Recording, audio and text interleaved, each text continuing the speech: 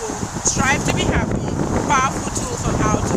But before I talk to you about that book, I want to tell you a little bit about myself.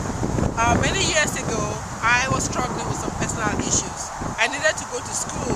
I was in Africa, Cameroon, and I had nobody to help me to get out of the country.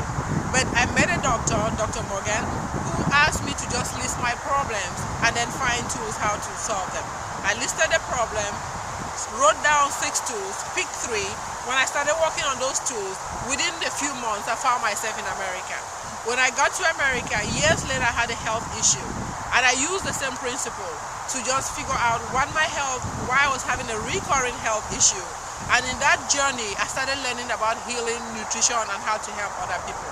That journey led me to becoming an iridologist, an herbal counselor. I could help somebody with a problem and they would come back later, like a year. So I started figuring out why they're having this problem. Let me figure out what is the root cause, what is happening in their lives. So that led me to coaching. So I could go to the root cause of the problem and it would solve the issue. Eventually, a few months ago, a lady called me. In fact, 2 years ago, a lady called me and she wasn't very happy. And because of that, I decided to write a blog entitled Strive to be Happy, 12 Powerful Secrets on How to. Because I had given her some secrets on how to be happy and they really helped her.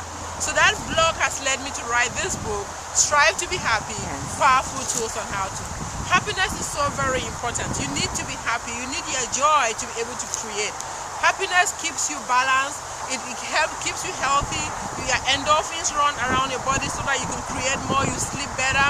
You're also more productive at work. People who are happy at work get more projects. The boss can come to them and discuss things easily. So when the boss needs help, he's more likely to go to you, and then if there's a promotion coming up, he's more likely to offer that to you. There are so many benefits of happiness. However, I want to talk to you today about the tools to make you happy. Because even though we all know we need to be happy and we love to be happy, we need to have some tools that will help us get happy when something happens. Somebody can catch you in traffic. Sometimes we are depressed. Sometimes people in the family make you upset. And sometimes, because of not being happy, you can lose a project, you can lose a contract.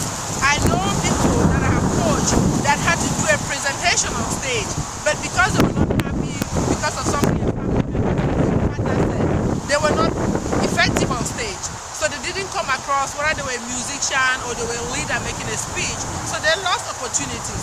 So there are many things that not being happy can cause you to lose. So one of the tools I want to talk to you today about being happy is ask.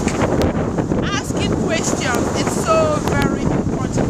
Watching relationship issues, you realize that sometimes somebody is upset with a partner and the partner doesn't even know that they are upset or they are running to the wrong conclusion. So it's very, very important just to ask somebody a question. Why are you doing this? Why did this happen? And you'll be very surprised. The partner doesn't even know it.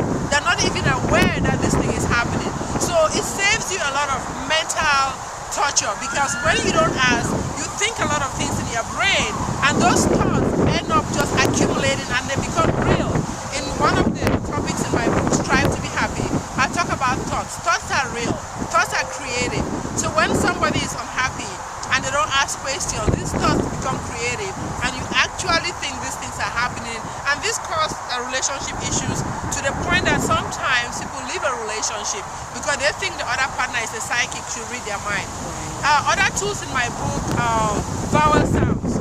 You use vowel sounds. They are so powerful and creative, and they attune you and align you, and you can snap out of a depressed situation or unhappy situation real quickly. Using the power of your name, those are some of the tools in the book.